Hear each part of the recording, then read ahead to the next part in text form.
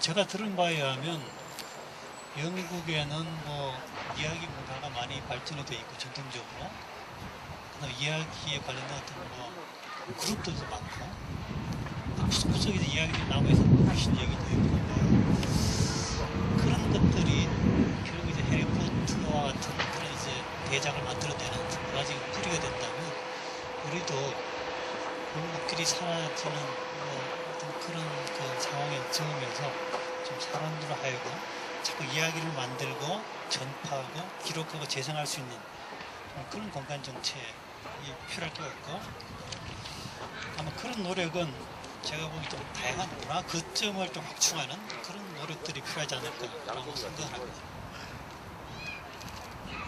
예컨대 제가 문화라고 그래서 좀 비판적으로 생각하시는 분 계실지 모르지만 동네 무당, 동네 산파, 동네 어른, 그다음에 이제 같은 곳을 계속 오래 운전하시는 동네 마을버스 아저씨, 복덕방 아저씨, 그다음에 뭐 지역 신문, 스트리트 페이퍼,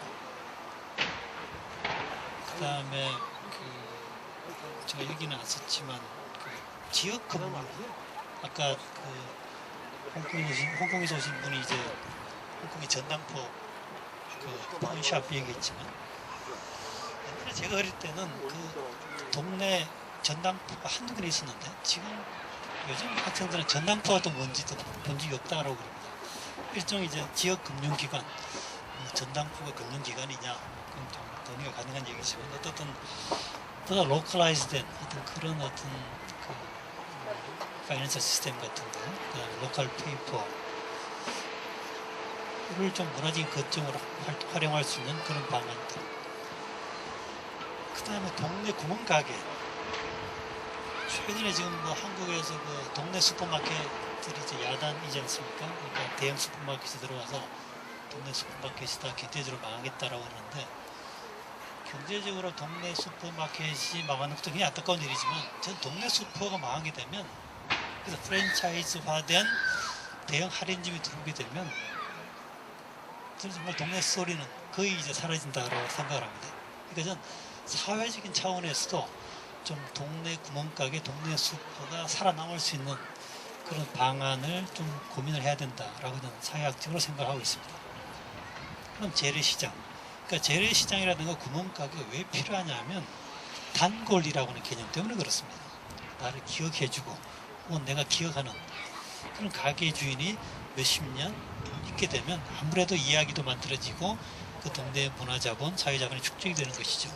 그래서 뭔가 동네 빵집, 동네 사진관. 그래서 동네 어떤 사진관에 있어서 할아버지네도 찍었고 우리 아버지 결혼식도 찍었고 뭐 나도 찍고 이런 대대로 뭐 기억을 담고 있는 그런 동네 사진관이 좀 남아 있으면 좋겠는데 지금은 뭐 워낙 디카가 보급이 돼서 지금 동네 사진관도 급속히 사라지고 동네 약국도 옛날에는 동네 약국 주인 얘기를 들어보면 그 동네 어떤 할아버지가 어떤 병이 있고 다 아는데 요즘 약국들은 다 어디 다른 쪽으로 몰려가지고 다 병원 옆으로 몰려가고 있습니다. 이런 면에서 동네 구심점 역할을 더 이상 동네 약국이 못합니다. 이발소, 미장원 이거 다 프랜차이즈 되고 있습니다. 단골이 없습니다. 뭐 내 머리 뭐 5년째 10년째 잘라주는 그저 그런 거 점점 우리가 찾기 어렵습니다. 이런 것들이 다 동네 사람들 사이 이야기를 없애는 중요한 요인들이니까 좀 이런 걸 살릴 수 있는 그런 좀 정책적인 대안이 필요하지 않을까 생각을 하고요.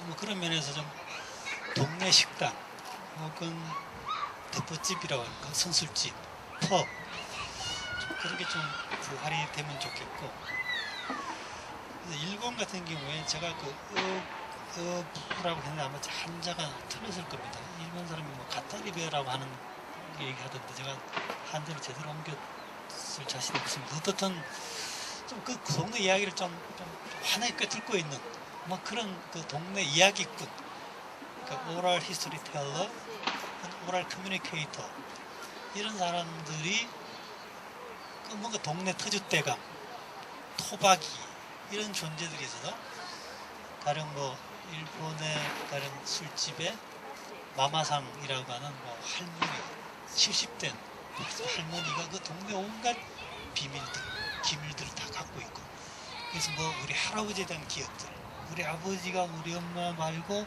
연애하던 어떤 연애담을 우리 어머니는 모르지만 그 할머니 알고 있는 그런 마마상이랄까, 어떤 그런 뭐 동네 대포집 이런 것들에 대한 어떤 뭐 좀 공간적인 정책 같은 게 좀 필요하지 않을까 라고 생각을 하고요.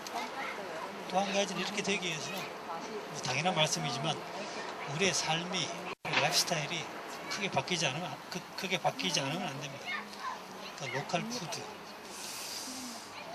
이게 참 저도 말은 쉽지만 하기는 어려운 건데, 아까 그 유고슬라비아에서 오신 분이 이제 그 삶의 스케일 말씀하셨는데, 이미 우리의 그 라이프 스케일이 너무나 내셔널라이즈 혹은 글로벌라이즈가 되어가지고 이 동네를 유니트로 한 그런 삶이 참 어렵게 되어 있는데, 이제 로컬 푸드 운동 같은 걸 한번 고민해 보자는 것이죠.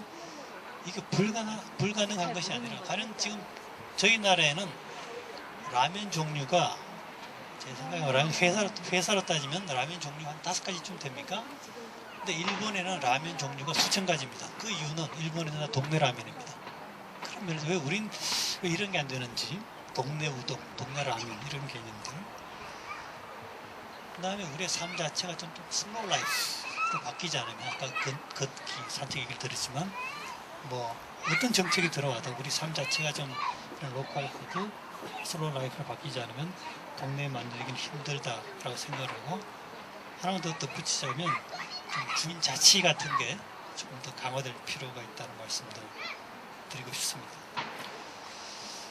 그래서 끝으로 전 직접 프랑스의 파리에 제가 살아보지는 않아서 제가 얼마나 실감 있게 말씀을 드릴지 모르지만, 그 왜 파리에 그 구가 20개가 있고, 그 까르띠에라고 하는 영어로 옮기면 쿼터, 혹은 뭐 어떻게 옮기면 컨트리스 오브 디비전이라고 하는 이제 까르띠에가 한 80여 곳이라고 하는 생활 공동체가 있는데, 말하자면 아까 말씀드린 것처럼 같은 빵집, 같은 치즈 가게, 같은 과일 가게, 같은 식료품 가게, 같은 정육점, 같은 식당, 같은 문방구, 같은 신문 가판대, 같은 학교, 같은 도서관, 같은 카페, 같은 우체국, 같은 은행, 같은 병원, 같은 공원, 같은 성당, 같은 파출소, 같은 도서관, 같은 운동장을 공유하는 사람들의 공간.